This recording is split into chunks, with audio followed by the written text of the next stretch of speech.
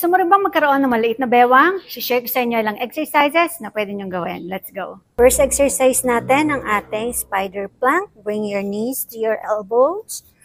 Do this for 20 repetitions. Engage ang inyong core, i-vacuum ang inyong tiyan paloob. Next exercise natin ang ating rainbow dips. Almost touching the floor. Do this for 20 repetitions. Next natin ang ating side plank dips.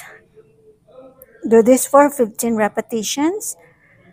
For modified version, on your knees, almost touching the floor. Do this for 15 repetitions. And for our last exercise, ang ating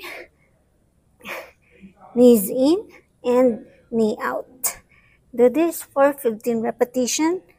Bawat leg.